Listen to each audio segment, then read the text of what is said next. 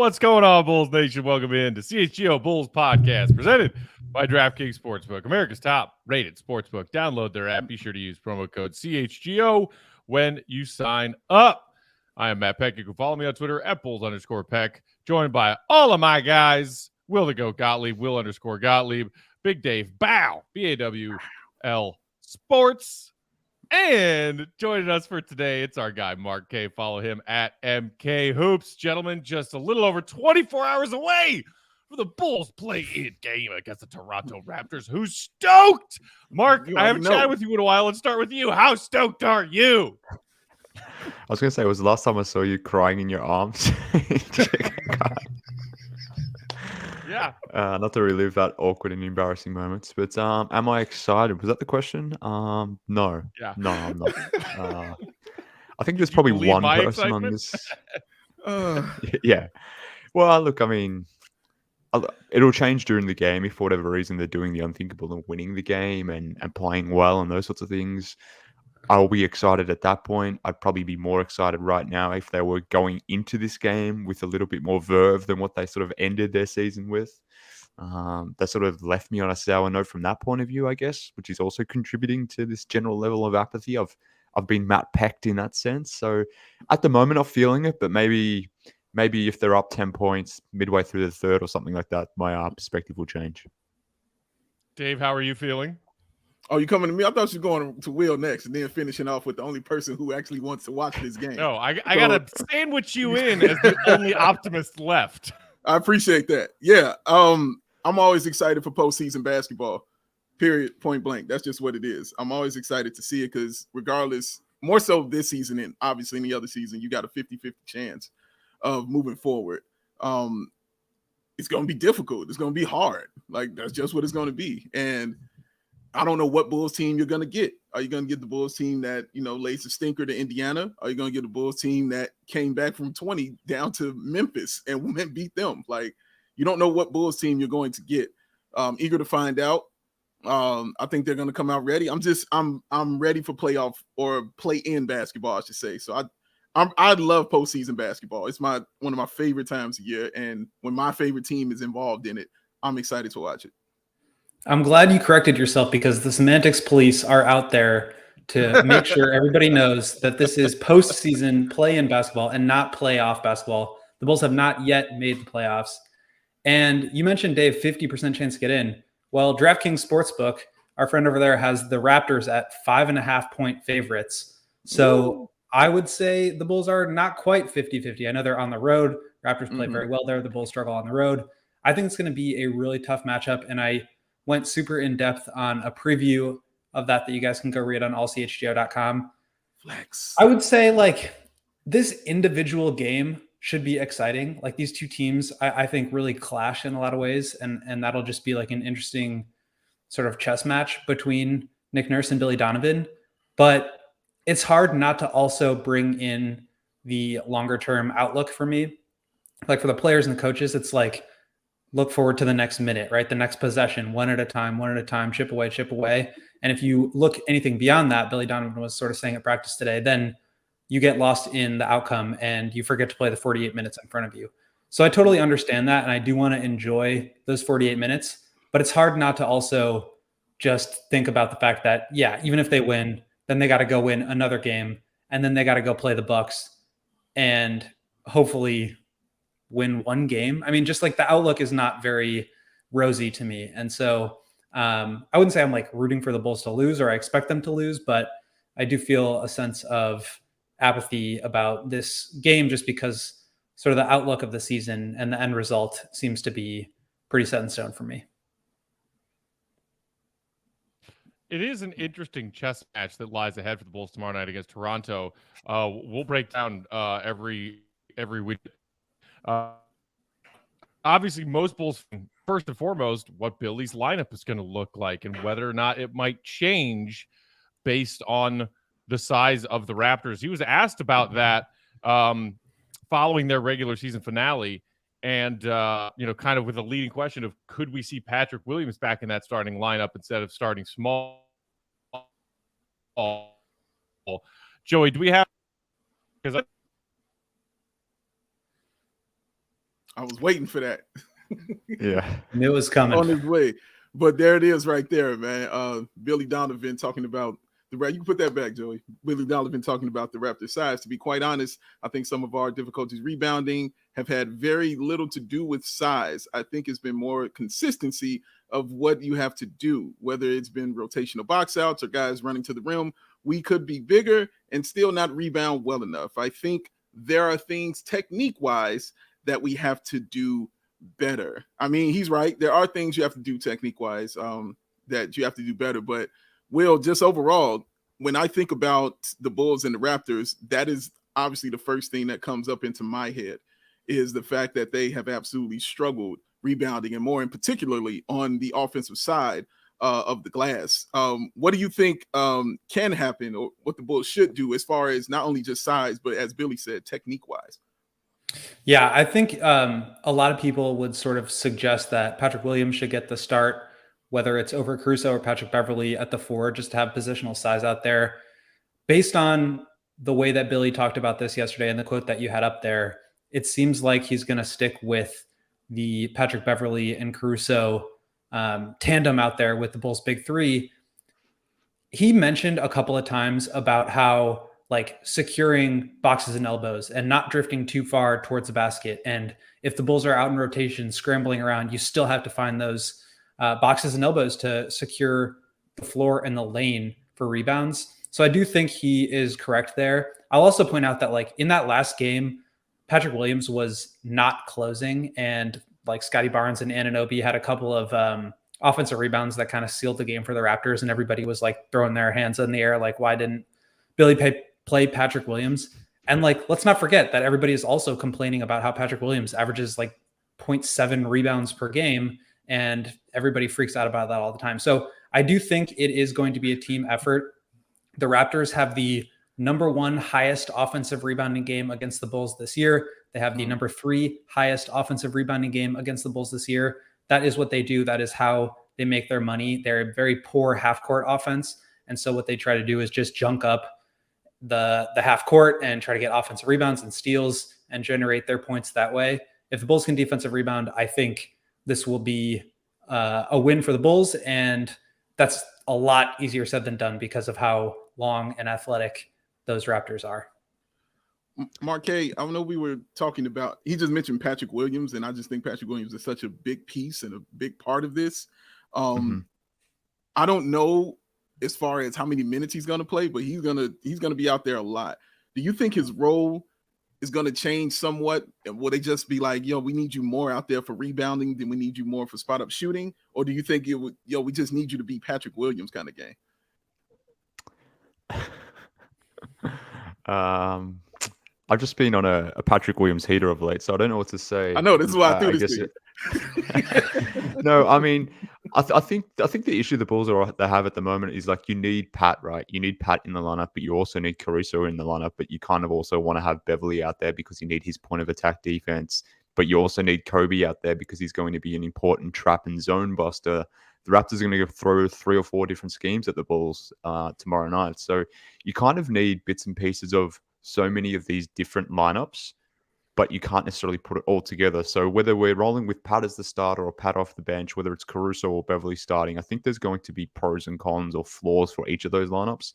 For Pat specifically, like, yes, I think I would prefer him guarding Siakam to Caruso on defense, and maybe that helps you in isolation defense. Maybe it doesn't. Maybe it helps you on the glass. Maybe it doesn't. But where I start to think about it is, like, where does this go offensively? Because I'm less concerned about the defense and preventing the Raptors from hitting the offensive glass. I'm more concerned about how the Bulls are going to score the ball, particularly when the Raptors send to DeRozan and Zach. Like, who are my best 3 or 4 guys after those two that can take advantage of advantage creations that DeMar or Zach may create? And if we can dive into this in more detail later on. So for me, it's less about who's going to be on the court for defense, who's going to be on the court for rebounding purposes. It's more who's going to help this team sort of try to get past 90 points on offense. I think that'll help their defense if they can actually score the ball. So that's probably my primary concern, to be honest with you.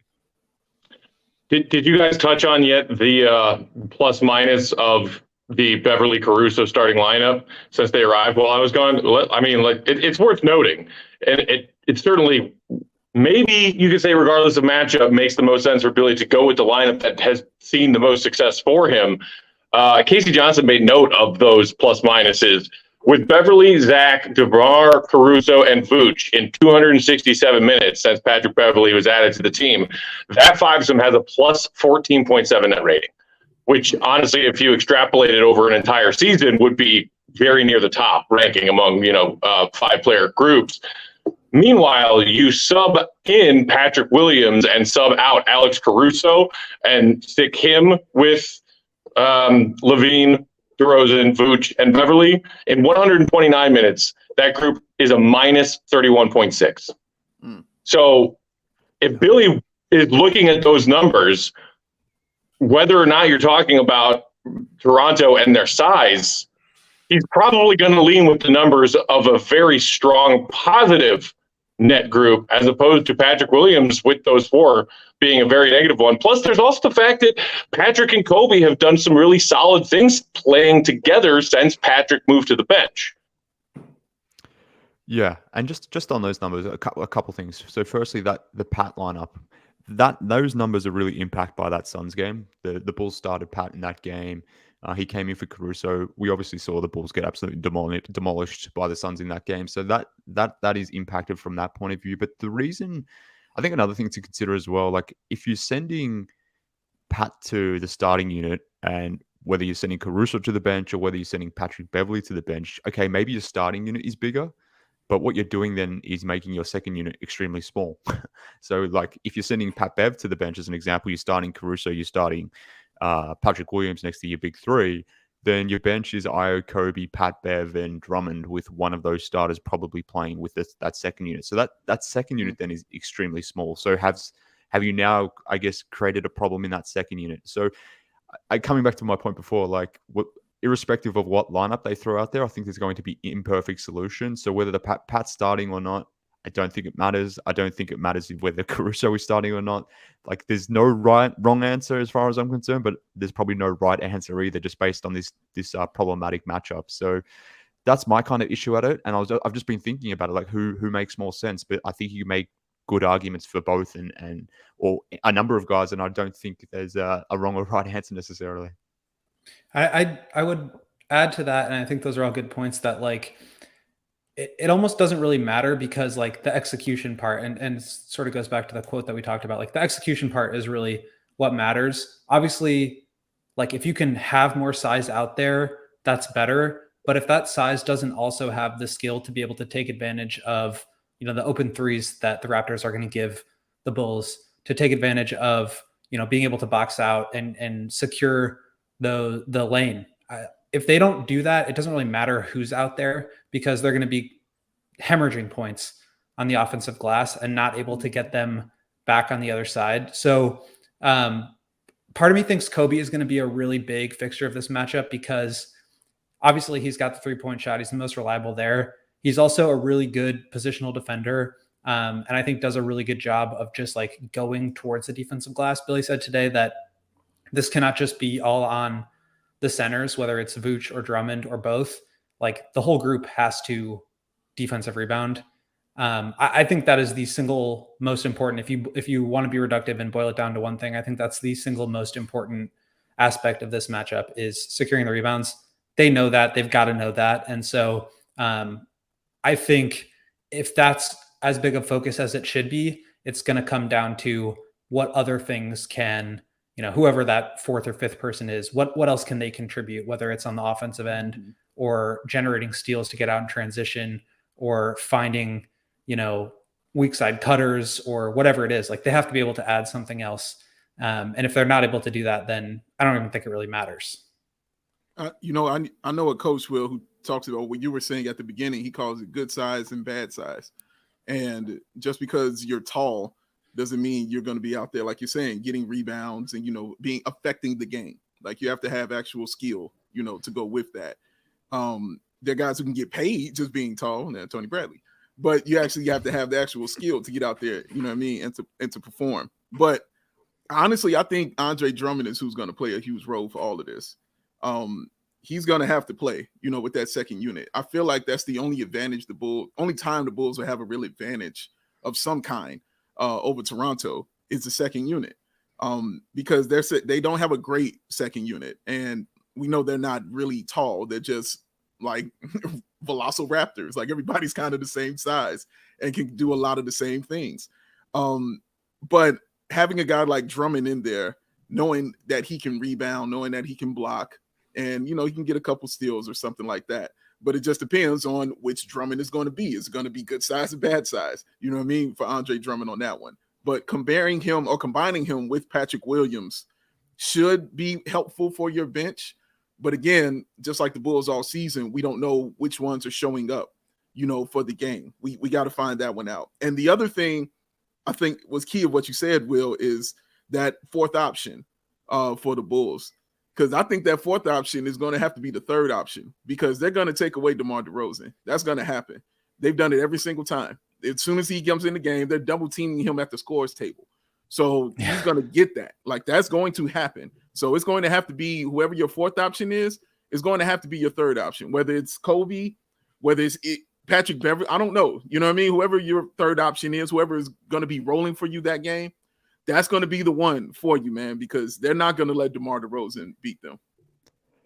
Dave, you just to touch on a point you made just then, because I think it was a great point, and this speaks to the problem the Bulls have. Like, I don't think we're going to know their best lineup until we're in the game. So I think this is where adjustments become especially critical. Like, generally that they're obviously very important, but I think specifically against this Raptors team and how the Bulls are matching up against them, I don't think we can go into it feeling confident with any specific lineup. So it's going to be a game of adjustments. And okay, I might have this idea of starting Caruso and Bev, but maybe Patrick Beverley is just not right for this matchup, and maybe Kobe's got it going. So maybe Kobe needs to play 30 minutes tonight.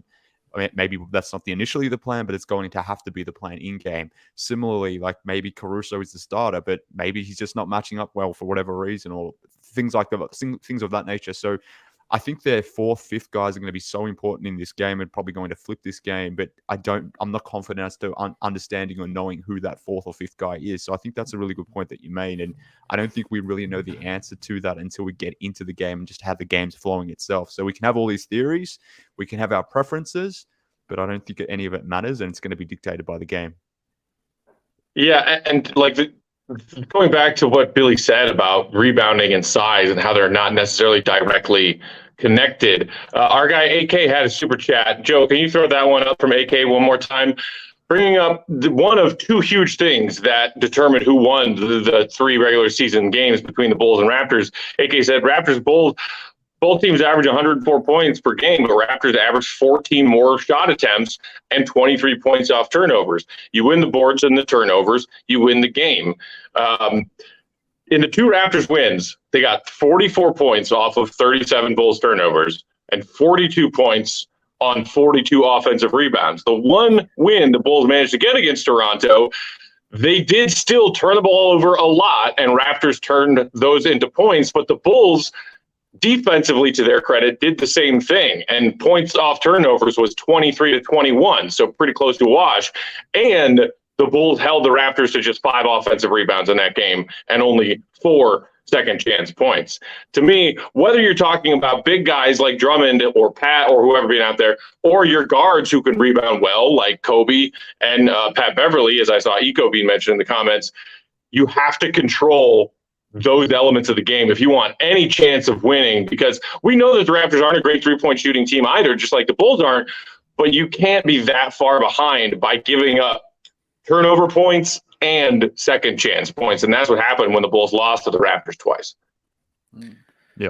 Yeah. And agree. I think that's sorry, I was just going to say that's why I come back to my point that I'm less concerned with the defensive rebounding, and I'm probably more concerned with the offense itself and controlling or limiting those turnovers, because the Raptors are probably going to do their thing on the glass. It's a bad physical matchup. Like, that's hard to take away from the Bulls. Like, you are small. Like, there's no getting around that fact. The Raptors are a massive humans. That's hard to limit. Yeah, you can try to improve your defensive rebounding technique. You can try to get in the way, maybe try to get into less rotation so you're there to rebound. But trying to outbig the Raptors is going to be tough. But what you can do, hopefully, is control the ball. And if you are controlling the ball, if you are taking advantages of what the Raptors give you on offense, because they will give up certain looks, but the Bulls have to make good on those looks. So if they can just score the ball, that way we know the Raptors aren't getting in transition. The Raptors are a good transition offense, as we'll sort of noted in his story up on the website.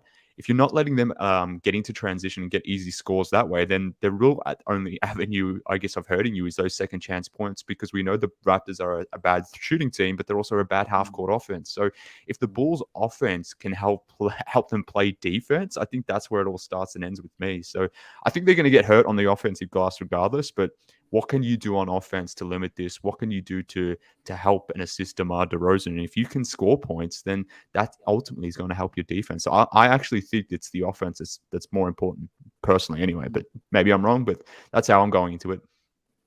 Yeah, I think it's important to note that like all these things are super connected. So, if the Bulls are turning the ball over a bunch, the Raptors are getting out in transition, they're scoring a bunch, and then the Bulls are taking the ball out of the basket, walking it up, and having to play half-court offense against this Raptors defense that's like flying all over the place. So obviously, I think the Bulls are at their best when they're getting steals and getting out in transition. Well, the Raptors are the best team in the league at avoiding turnovers. They do not turn the ball over. So if you're not going to be able to turn them over, you have to really succeed in the half-court. At the same time, the Raptors are, I believe, second in the league at forcing turnovers. So they're really, really good at generating steals and transition points. The Bulls are 8th in turnover percentage. So they don't turn it over a ton. But if the Raptors are better at turning the Bulls over than the Bulls are at not turning the ball over, it's going to be a really long night. So I think the main question for me is like, can they get shots in the half court? And I think a lot of that is sort of what you started to talk about, Mark, of just like absorbing the pressure, understanding and reading the defense, what it is giving, and then reacting and reading to that in the right way. And I think for me, Dave, you mentioned like who's going to be the second, third, fourth option. I think Vooch is going to be maybe the most critical person in this game. Obviously, like you said, they're going to throw a ton of bodies at DeMar and Zach. If they just try to play hero ball, it's not going to go well. But if they find Vooch, whether it's picking and popping or rolling to the basket in the short roll, he's able to get that little push shot, or find Caruso or Patrick Beverly or Patrick Williams or Kobe White in the opposite corner for three. I think he's going to be huge. I think he averaged, 19, 10, and 5 against the Raptors this season, shot 58, 47, and 100. So I think like the offense is going to kind of have to flow through him for the Bulls to really take advantage of the pressure that they're going to get. But if they can just not turn the ball over, get the ball to Vooch, they're in a 4-on-3 situation every time. And I think you have to feel pretty good about your odds there, even though the Raptors are so good at scrambling and helping. I want to keep talking about what the Bulls can do against this Raptors trap defense. We will continue this Bulls Raptors preview on the other side of this break. We'll also get to some of our thoughts previewing these other play-in games around the league going on tonight and tomorrow. So stick around for that too. While we are sharing words from our friends and sponsors, do us a solid, hit that thumbs up button if you're watching along with us on YouTube. Help us out a lot. Of course, also make sure you are subscribed to our CHGO Sports YouTube channel. Big Dave, who's up first? They never understood, Matt. That's who's up first. The people who don't get it. They never understood. Oh, them people at Shady Rays didn't get it. They said the sun is out. The weather's changing. Why should you pay so much money to look so damn cool? Shady Rays said you ain't got to do that here, man. You can take on the sun with the gear that's built to last. Our people over at Shady Rays got you covered with this warm weather with those premium polarized shades at a very affordable Will Gottlieb approved price. Shady Rays is an independent sunglasses company, offers that world-class product that is just as good as any pair of expensive sunglasses that you have ever worn. Those durable frames, those extremely clear optics for those outdoor adventures. It's awesome, but that's not all. Every pair comes backed by the Matt Peck Lost and Broken Replacements Plan. Hat gone, glasses are on there. Oh no, you've broken another pair.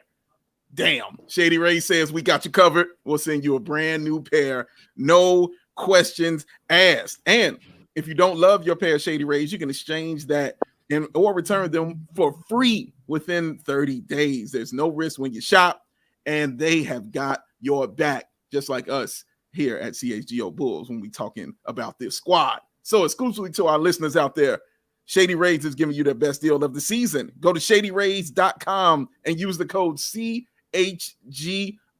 and get yourself 50% off 2 pairs of those premium polarized shades. Try for yourself the shades that are rated 5 stars, 5 of them things, by over 250,000 people. That's a lot of folks, y'all. Shady Rays, or the Rays are oh so damn shady. Oh, so damn shady. Today's episode of CHGO Bulls also brought to you by our friends at ComEd, the ComEd Energy Efficiency Program, which is committed to helping families and businesses in the communities they serve, helping manage energy usage and lower energy bills now and into the future. ComEd offers a wide variety of incentives on lighting and other efficiency upgrades to commercial, industrial, and public sector customers of all sizes across their territory.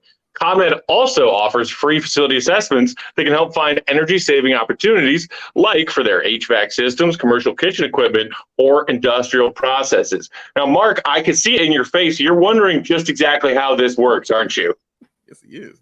Matt, I've been wondering, like, since we started this podcast, I've just been sitting here wondering, how does this ComEd efficiency program work? Can you tell me more, please?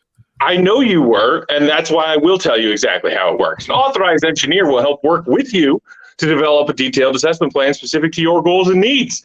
These can be done in person or virtually and last for approximately 2 hours.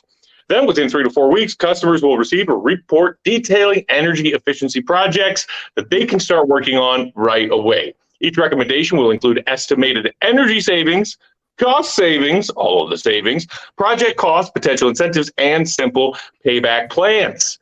If you own a business, don't wait.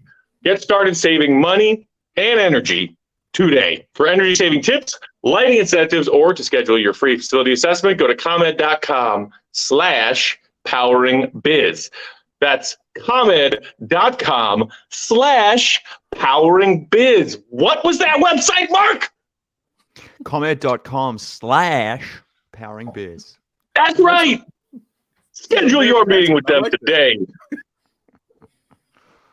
All right, gentlemen. So as we were talking about before the break, Will mentioning just how important Vooch is going to be to deal with this aggressive Raptors defense. And I mean, they attack the ball handler on those traps and doubles, like basically as soon as you're across half court. If it's Zach or DeMar bringing the ball up, they're going to see those traps right away, not letting the Bulls get into their offense. And Vooch being sort of a safety valve fulcrum to get out of those traps is going to be very, very vital. And like you said, Will, maybe it's a Vooch rolling or a Vooch popping situation, but I think just as important is Vooch, swinging the ball to the weak side, or whoever has, been left open from the man going to double the ball as the Bulls are starting those offensive possessions. And we know that is a particular skill of Vooch, maybe an underappreciated, underrated skill of Vooch, is being that swing pass guy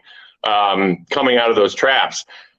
The other interesting part of it is how DeMar is going to approach this. And if he wants to do his best to be DeMar DeRozan, or if he is going to basically let the Raptors take him out of this 1A offensive position that he oftentimes plays for the Bulls. He was asked about this Nick Nurse defense, and I thought his answer was pretty interesting. Joey, do we have that quote from DeMar about the Raptors defense? He said, "That's Nick Nurse. I'm going to deal with it. I know how to deal with it. But playing against Nick and those guys, they try to do everything in their power to make sure I don't beat them. We got a couple of days to game plan, put together something. I'm aware of it for sure. For my sake, I have my own plan. I definitely have my own theory of how I'm going to deal with it." I don't know. I don't know if it's going to be any different than what we saw the Raptors do to DeMar in these 3 regular season games, in which he shot the lowest number of field goals compared to any other team the Bulls faced this season, scored the lowest number of points compared to any other team the Bulls faced this season, I don't think DeMar is dumb enough to try and force anything. I am a little bit curious about that, like ominous, I've got a plan comment he made. I don't know. What do you think we're going to see from DeMar if, in fact, Nick Nurse's plan is go get the ball out of DeMar's hands, Dave? I mean, obviously, I think there's a plan. I think DeMar has something on the horizon. What it is, I will find out tomorrow. But I don't think he'll go in the same way. Billy Donovan, I'm going to depend on him as far as drawing up something to allow him to get open and get some points. The only way I could see it being done in my head right now is getting Toronto in some kind of foul trouble, allowing the ball not to stick, even though that's very hard for a guy like DeMar DeRozan to tell them the ball not to stick, and keeping him in a lineup where you have to have another scorer with him. So that means basically if he's on the floor, Zach's going to have to be on the floor. And you're going to have to make them pick their poison, you know what I mean, at that point in time. The game that they won, I know Zach LaVine had a great game that game. He really did. He had a really good game scoring on that one. Yeah, he had 30, I believe. Yeah, he had a good game. So they made their decision that it's going to be Zach to beat us. Well, that's what it's going to have to be if they're going to do it this way. But I do expect DeMar to make some kind of impact. I don't think he's going to be getting it at the top of the key a lot. That seems to where the double team happens for him. And I remember last year when he was bringing the ball up, and as soon as he crossed half court, there was the double team, flying at him immediately. So I think those things will be removed. They'll have to get him, in the post, maybe on the elbow, extend it with another shooter around him to get that pass out of there, kind of treating it like Shaq. If you remember how teams used to defend Shaq, as soon as he got the ball on the post, whenever that double team would come, it was a shooter right there that Shaq could get it to. Now, of course, I think Shaq was a better passer out of the post. But I think that's one of the ways that you can get DeMar kind of going right there. And it's not going to be an easy situation, whatever they come up with or whatever they decide. But, yeah, I think they'll have something, though. I think they'll have something ready. Yeah, I think a big key is going to be, and it sounds kind of funny because, like I said, the Bulls are a top 10 half-court offense. But I think the key is going to be to just get out and run as much as possible, because part of the reason that the Bulls are so good in the half court is they're fourth in the league in field goal percentage. They just make a ton of shots. And obviously that's in large part due to the fact that DeMar is an assassin from the elbow and from the free throw line. The Raptors aren't going to let him get to those spots. Like you said, Dave, they're going to be picking him up, whether it's a double or a trap or just a straight up like box and one. They're not going to let him get to his spots. And so what do they have to do? They either have to be willing to let Vooch and Zach beat them, which I think they can, or they can really load up on all three of those guys and just leave, Caruso and Pat Beverly and Pat Williams and Kobe wide open. That's a dangerous proposition because you're just like giving guys wide open threes. But I think if you're Nick Nurse, you have to feel pretty good about just the odds of, poor shooters beating you versus really good half court isolation scorers beating you. And I think if you, like I said, the Bulls are so effective in the half court because of how good DeMar is. So if you remove him from those situations, I think they're actually not very good in the half court. So if the Bulls can try to generate some of those steals and then, get themselves into a position where they've got a close game or they've got a little bit of a lead, and then, they can use that momentum to get into some of those 3-point shots. I do think a lot of it is just going to come down to do the other guys hit their threes? And that is a little bit scary for a team that doesn't really have any 3-point shooting and doesn't really have any other guys scorers, which is also part of the reason why I think Kobe's going to be so big. But I expect DeMar to be very methodical the way that he always is. I think he's going to basically have to make quick decisions as far as who to get the ball to right as soon as he crosses half court. And from there, it's going to just have to be really quick decision-making, whether it's, 1 or 2 dribbles from Vooch to the basket or find the open shooter. But it's a make or miss league. Those guys have to execute. I think DeMar will do the right thing. I don't think he'll try to force it, but he does have to make the right play to keep the advantage alive, because Otherwise, they're just going to be sort of chasing around this Raptors team that's bigger, longer, stronger, more athletic than them. I think the template, we've seen it before. We saw it last playoffs where the Bucks did the same thing that we're talking about the Raptors doing here in the sense. And if for whatever reason the Bulls make the miracle in getting to the postseason, they're going to be playing the Bucks. We're going to be having this exact same conversation again. So we've seen it before. We've seen DeMar being in the situation where whoever the opponent is, whether it's the Raptors, whether it's the Bucks, they send two. DeMar makes the right play, and in that game 5, I think it was of last playoffs, he was making that right play every single time. He had so many opportunities or potential assist opportunities, but the team just couldn't put down the ball and score the ball. So as Will noted there, like I think DeMar is going to make the right play. I'm less concerned about that. I don't think this is going to be a game where DeMar is going to get hit to his spots like you noted, Dave. I think it's going to be like I would love to see some Zach DeMar pick and roll sort of action here, but like that assumes that DeMar and Zach are going to be, almost in ISO situations, or where you can run a 2 versus 2 pick and roll. I don't think the Raptors are just going to allow that. So I think DeMar's just going to be taken out of this game from an offensive standpoint in terms of his scoring, but he can still create. So I'm not concerned about him making the right or wrong play because I trust him more generally. He's the guy I want the ball in his hands in that sense. So I think he's going to make the right play every single time. But I think like Casey Johnson wrote about like Kobe being the X factor in this game. Will, in his story up on our website, spoke about Vooch and his ability to impact the game on the short roll and sort of connect both sides of the court. I think they're both right. Like those two guys need to be the X factor, but will they be? That's the ultimate question. Like, will these role guys step up and do the thing after DeMar creates the advantage? I have full confidence that DeMar is going to create the advantage. I don't have confidence that the Bulls are going to maximize the advantage. So that's the sticking point at the moment. I want to add one more thing to that. You mentioned Zach and DeMar pick and rolls. I think that's going to be super dangerous. I've been kind of talking about that all through the past couple of years. We haven't seen it a ton, but they have used it in the playoffs a little bit. They have used it down the stretch of close games, both this year and last year. But basically, if you're going to bring two to the ball, and I'm not sure the Bulls should do that, meaning, if they're going to go have Vooch set a high screen for DeMar, you're bringing two defenders to DeMar, and you're giving them a free pass at trapping them. So I think it may be smarter to just let DeMar isolate, and that way, if a double comes, you have a little bit more vision over the top of who's available. But to the Zach DeMar pick and roll point, if you can then get the ball, if Zach comes to set a screen for DeMar and Zach's man goes to trap DeMar, Zach's going to be wide open. And in that situation, you have Zach LaVine playing 4-on-3. He can step up and hit threes. Once he gets going downhill, we all know what happens. He's getting to the line, and he's finishing with that fake pass. And if he needs to create the right play, he will. But I think basically you're going to have to be in a position where not only are you like playing with the advantage, but you're putting the ball in the right person's hands so that when they get the opportunity to make the advantage, they can.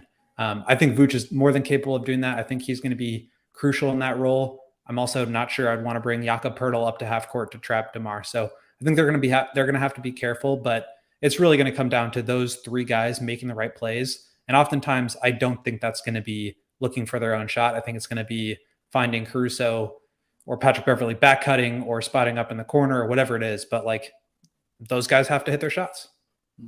Will, you just mentioned the other name that I have been reading and hearing a lot when you talk about X factor players in this play-in game matchup. That's Jakob Poeltl. We know what he can do as an interior defender, but there are a lot of people out there who believe that he's going to be able to eat against the Bulls defense. Our friend Stefan No did a great video breakdown that he posted a couple days ago about just how lethal Poeltl is as a role guy in this Raptors offense.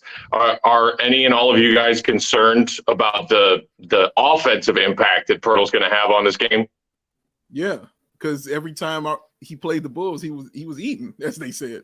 I remember him whooping the Bulls' ass with the Spurs constantly. Like I remember it. So yeah, no, he is a concern, definitely, and he makes them much more formidable on both ends of the ball. But yeah, definitely offensively. Now Vooch can't, really rest on that defensive end, because he has to, actually worry about a guy scoring on him and Jakob Poeltl, and a guy where I've seen him score on him. So yeah, it's going to be a problem for sure. Hopefully Vooch can find a way, and take advantage of some mismatches or some switches or something, but find a way to actually, combat Jakob Poeltl, because it's not like he's Mr. World Beater, but he definitely was putting the foot betwixt the cheeks of the Bulls when I see him scoring inside is a greater success rate than the Raptors shooting threes. They got some guys who can get hot. We've seen Gary Trent Jr. get crazy hot. Chris Boucher can occasionally have those games on the offensive end, but if I'm the Bulls, I'm probably thinking the same thing that the Raptors are thinking, which is we'll take our chances leaving your shooters open. But the Bulls have been getting burned on leaving shooters open a lot this season. All season, yes. I think he's another element. Sorry. They can play Siakam at the 5, which is something I think they will do. Like we kind of talked about, you can have good size out there, but if that size doesn't defensive rebound, it doesn't really matter. Like Siakam's going to be able to get on the offensive glass against whoever when he's playing the 5. But to have that sort of big guy who can roll, who has soft touch, and then who can find shooters in the short roll. Like you're right, Matt, they don't have a ton of shooters, but they do have Gary Trent and OG Anunoby, and Fred VanVleet is really good at creating looks. If Siakam or Scotty Barnes get going, like anything can happen in these single elimination 1-game samples. So if you do really load up on the paint and prevent shots at the rim, which is what the Bulls want to do, you are giving up those open threes. And if the Raptors make them, that could be enough to sink you. So the Bulls have to be really careful not to get in foul trouble when Caruso or Patrick Beverley as the low man are sliding over to help protect the rim. But then they also have to do a really good job getting out and scrambling. We know that the Bulls are comfortable in rotation. We know that they're really good at it, but they also give up a lot of threes. So that's going to be a challenge for them. They have to get out there and contest, but they also have to eliminate those drives to the lane because Jakob Poeltl will finish over you. Yeah, I'm a terrible gambler, but the one time that I have consistently made money is points over on Jakob Poeltl. So Dave, when you were spitting about Jakob Poeltl and the fact that he was really good in his first game for the Raptors against the Bulls, but to your point, he's consistently eaten against the Bulls when he back in the Spurs days. Even earlier in this season when the Bulls lost in Game 4, whatever it was against the Spurs, if from memory at least, Poeltl was big in that game. So the Bulls are susceptible to a big rim rolling center. So if Vooch is at the level at pick and roll, that center is getting behind him. So then it becomes a situation of who's the low man in that situation, and it's typically one of DeMar or Zach. So if they're late or if they don't come over properly and don't help properly, then they're leaving their man more generally, but they're not necessarily going to be in position to help on Poeltl, who potentially will eat at the rim. But if they're rotating off their man and that second rotation is late, they're typically defending someone like a Scotty Barnes as an example, or maybe it's an OG, guys who want to attack the glass. So not only are you sort of missing the matchup there on the Jakob Poeltl rim roll, but you're potentially, the flow-on effect of that might be that you're out of rotation now, and someone like Scotty Barnes or OG Anunoby or maybe even Siakam, whoever it might be, they're now getting into that position where they can help baseline or help hit the offensive glass. So I think that's a really salient point in terms of the Vooch. Well, it's not necessarily a Vooch direct matchup with Jakob Poeltl, but how the Bulls defend Jakob Poeltl. That's the start of the breakdown on defense, and that's the start of how the Raptors can get onto the offensive glass. So I kind of want to see Vooch less at the level in pick and roll against this matchup, and I'd rather him drop a little bit. So you're hopefully taking away Jakob Poeltl some, and in doing so, it means less low man rotation, less of a need for Zach and DeMar to come over and to help on the rolling center. That hopefully keeps them on their guy that's sitting on the wing that's ready to roam baseline and hit the offensive glass. So in this instance, I would probably want to revert back to more of a drop coverage type scheme and have Vooch less at the level. But I don't know. We'll see what happens because the Bulls have been doing more of Vooch at the level type stuff this season. But I think it probably makes sense to drop him more in this particular matchup because of the Poeltl factor. Yeah. And of course, the other risk there is if you give VanVleet some space on those pick and roll scenarios, we know VanVleet can get hot too, and letting him rise and fire from the top of the key. But yeah, I mean, all difficult decisions that Billy's going to have to make as best he can. All right, we got to take one more break. When we come back, we'll take a look at the other play-in games we got tonight and tomorrow, starting with that 7-8 matchup in the East. the loser of which, if the Bulls win tomorrow, they would face to get that last playoff seed. Today's episode of CHGO Bulls also brought to you by our friends at DraftKings. It's NBA playoff time, y'all. Big Dave's favorite time of the year. Mine too, honestly. That means big hoops action with DraftKings Sportsbook, an official betting partner of the NBA. Get in on the excitement of every game with the touch of a button. New customers can make a $5 pregame moneyline bet on any of these NBA playoff games and score $150 in bonus bets if their team wins.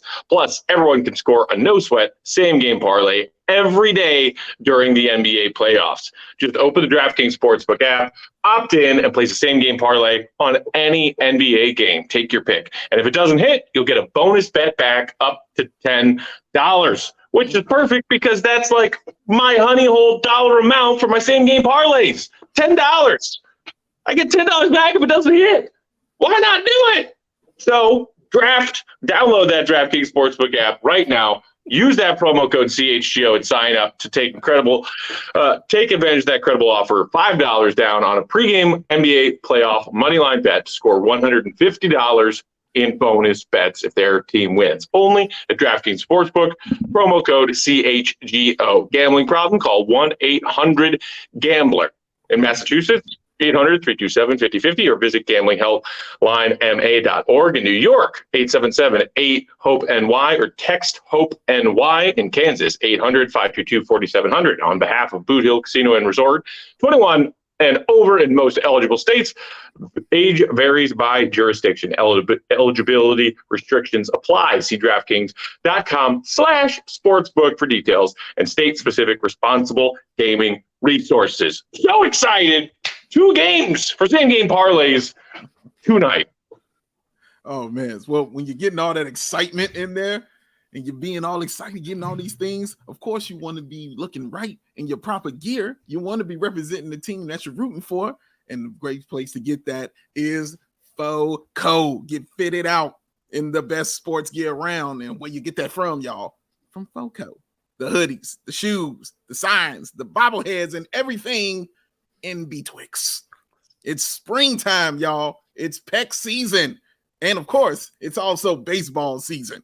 So you get those Aloha shirts, those straw hats, those polos, those bags, everything you need for a game. Matt, do you wear Aloha shirts?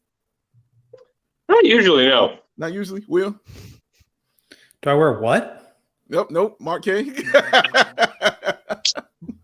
Nope. All right. No, Aloha shirts, Will, like the Hawaiian shirts. Oh, Aloha. Yeah. No, I don't. He said low high, and I was like, I don't know what that is. I don't think you wear those either. Oh, man. You also get set decorations because FOCO has donated a few awesome pieces to our set. So let's go show them some love, y'all. Why not show them some love for hooking us up, which in turn makes us more excited to talk about the teams that we love. So check out FOCO.com or click the link in the description below. For all non-presale items, use the promo code CHGO for 10% off because it's FOCO. Faux show.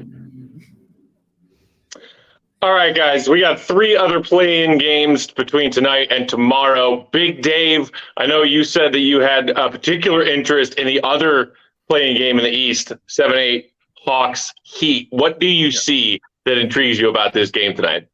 One, I see an ass whooping because I think the Heat are going to definitely win this game. And the head-to-head this season, like the Heat have won it 3-1. And immediately I thought of the playoffs the last time they played and just the destruction, terror, and mayhem they rained down upon the Atlanta Hawks in there. It hasn't stopped. They definitely have their number, and it is just rolled over and continues on, man. They beat the Hawks in the last 2 games of the season. It was a back-to-back. They beat them in both of those games, and neither one was particularly close. Like, you just knew it. But the main guy who's been doing it for him, of course, is the Will Gottlieb and Marquet approved Jimmy Butler doing his thing. Joey, do you have that for me? Can you show that, please, if you have it? Little Jimmy Butler, Jordan. You see him doing his thing against his team. 25 a game, 8 rebounds, the 6 assists. He hasn't missed a 3. And the 92% from the free throw line was in particularly interesting to me because as you see, 2 of those 3 games, 10 plus attempts at the free throw line. And that's what I'm talking about, the wins that they played. 2 of the 3, because he didn't play in one of the games, but 2 of the 3 that he has played in, 10 plus attempts at that free throw line. He has been absolutely vicious. And when Jimmy Butler, he's a different guy, when those playoffs come around, especially in Miami. He is a different person when the playoffs come around, man. This is what he rests up for. This is what he takes off for the All-Star game for, is to be ready for the postseason. And this is first time in the play-in, I believe. So he's going to come out ready to rock, man. I expect a real beatdown tonight, Will. 100% agree. I mean, I think the Heat just kind of have the Hawks number, to your point. That playoff series, they just like sucked the air out of the room. I also think like the Hawks try to big boy you, like we saw against in their last matchup, like Sadiq Bey is trying to post up Zach, and they're trying to target, Kobe with Jalen Johnson and all these guys. And like Jimmy's just bigger. Like you're not going to try to big boy basketball Jimmy Butler. So I think the Heat are well equipped to defend them. Obviously, not as deep as they were last year without PJ Tucker. But I just think they're a better team and they're more experienced. And I think, just like give me Jimmy Butler in a playoff game. Yeah. I want to come to Marquez with the question, but I want to show this real quick because I don't want to run out of time before but Joey, can you put this one up? Because the one person who has truly, truly struggled against this team, it has been Trae Young. Trae Young has just been tough and has struggled against him, man, very, very much. Now, he has been tough on him, man. Like, it's been bad. Now, for the season, Trae Young, averaging those 26, those 10 assists. Now, he's shooting 42 and 33 for 3, the lowest of his rookie season. But look at him against the Heat. Look at what he does against the Heat, man. 19, 9, 35% from the field and 20% from the three-point line. He had a game where he went 0 for 5 from the three-point line. The last 2 games they played against the Heat, he is 1 for 10 from the three-point line. He has just been absolutely atrocious, man. He had a 10 turnover game this season against those Miami Heat. What is it, Mark K, that the Heat are doing to Trae Young, man? Because it just seems like he's just completely out of his comfort zone when he plays that team. Well, they're bigger. That's certainly for starters. But they the reason why the Heat are so good against the Raptors is that they're because of Bam and because of Jimmy and because of several other defenders that they have in place. They have that ability to send multiple coverages. Essentially, they'll play a lot of zone against the Hawks. They can send 2 like the Raptors will. Like, this is the funny thing, actually. Like, going back to our conversation of what we expect from Bulls Raptors, like a lot of the things that probably Hawks fans are talking about as well, like how are the Hawks going to navigate when the Heat send 2 to Trae Young type thing. We're having that same conversation with DeMar and the Raptors, but they're going to have that conversation now with Trae. And I guess the one different thing, maybe in past years, maybe not necessarily this season, but in past years, like the Hawks now have DeJounte Murray, who's probably like their X factor. Like we talked about it before about Zach LaVine, or whether it's Kobe or Vooch, whoever is taking advantage of the situations whereby maybe the offense or maybe the defense gives you advantages that you can create. In that sense, like they're probably relying so much on someone like DeJounte to sort of help prop up Trae, because the Heat are just so good at taking away what he does on the pick and roll and those sorts of things, whether it's taking away his ability to shoot, which he hasn't been shooting the ball that great this season more generally, but taking away his passing lanes as well. So they're just really good because they can mix up coverages. They can do a whole bunch of different things, just like the Raptors can. So it's an interesting matchup in that point of view. But coming back to that image, you guys know I'm not a rap guy. Now, I do know that's an Outcast thing, yeah? Am I correct? But what's the connection between, is Outcast from Atlanta? Is that why the trade thing? Is that what we're doing here? I'm so glad you asked, sir. Well, as you know, when I'm sending these graphics in, they always going to be named after some kind of album. And so when I send it in, they're playing Atlanta. I'm like, well, I'm going to get an artist that's from Atlanta. And since Trae Young has been absolutely trash, how about we just call this Stankonia? And then Joey saw that and inspired him to put Trae Young's face on Andre 3000, which is absolutely brilliant. by young Joseph right there. So yes, Marquez, you're dead on. So give yourself some credit. You're dead on. So it's pronounced Stankonia. So I always Yes, thought it was sir. Stankonia. Hey, Stank. I'm learning today. Stank. Okay. You know what else stank is the fact that Trae Young is like already in trade rumors. Dude. And, like, the Hawks are like, they just seem Beautiful like segue, they're Will. ready to implode. All like Raptors have been like in should they or shouldn't they blow it up all year. The Bulls obviously were in the same boat. The Hawks, like all these teams are just like so tired of Stankonia. themselves. They Mhm. stank. And I'm ready for all three of them to be done. Yeah, honestly, I'm with y'all. I think Heat roll easily.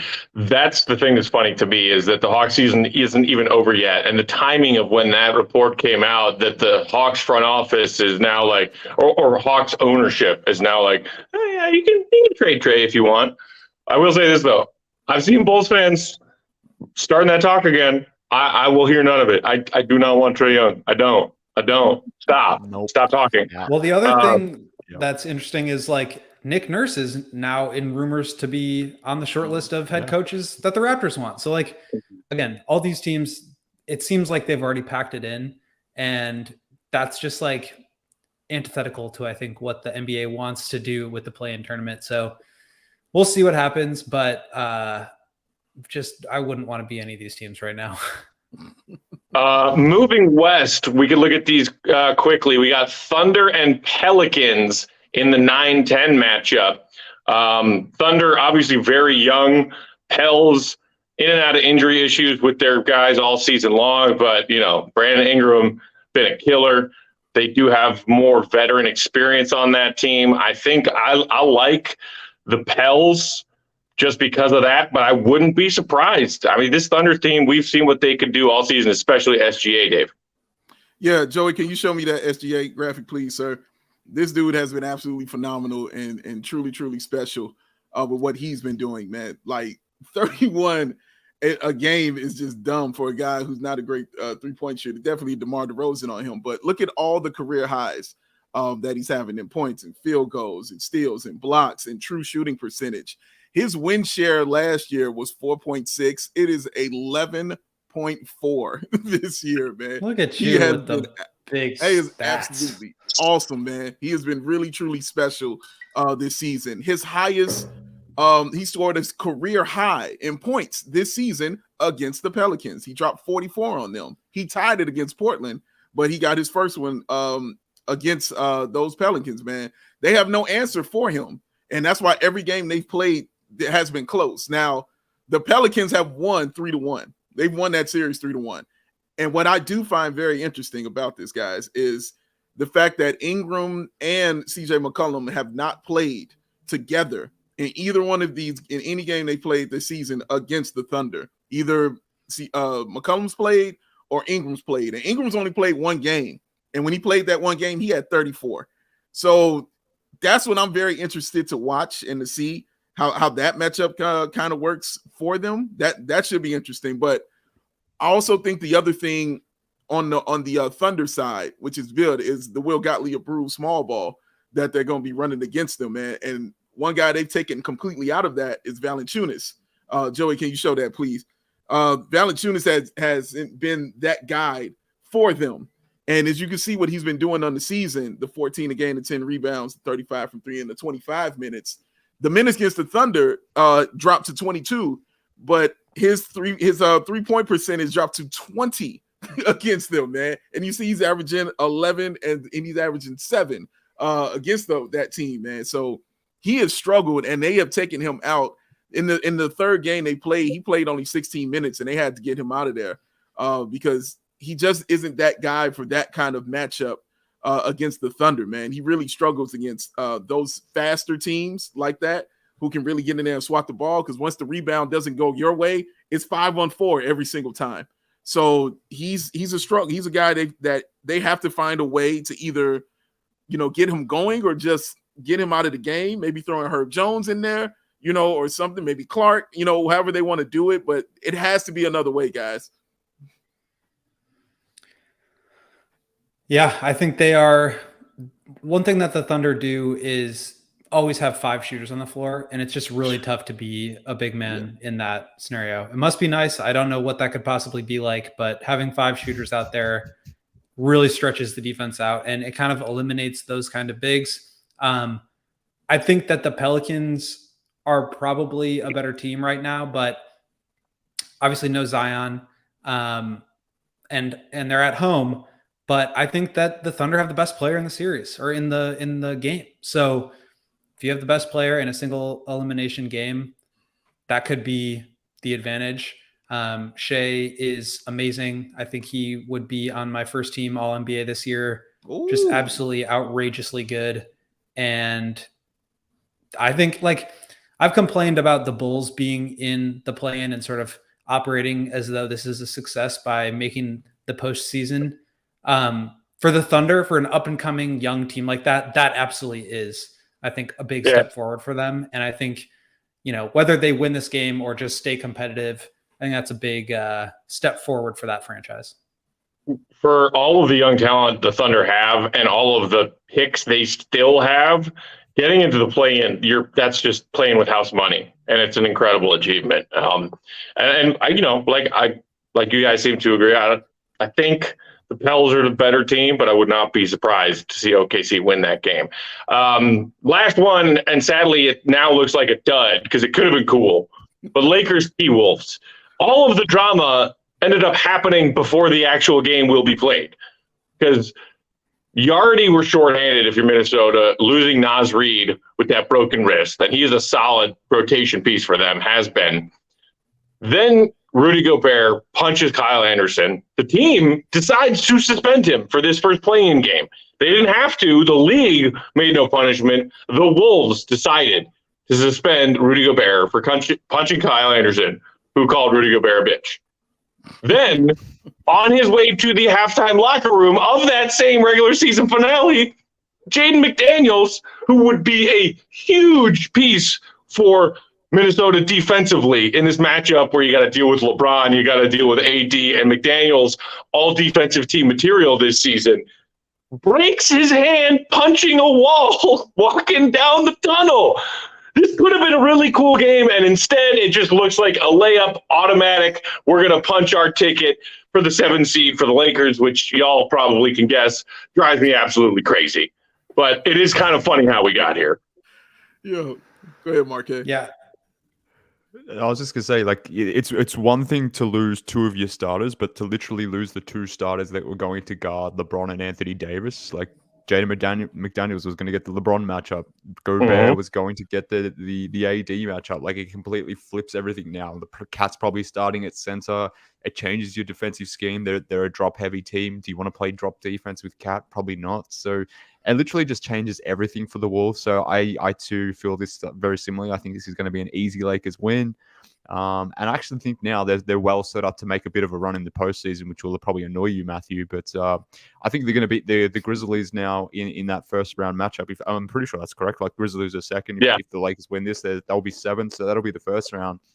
I think that's a really good matchup for the Lakers, and I think they could make a Western Conference run here. So this is all set up perfectly for the Lakers, and we have the Wolves being absolute douchebags to thank for that. So easy Lakers W here.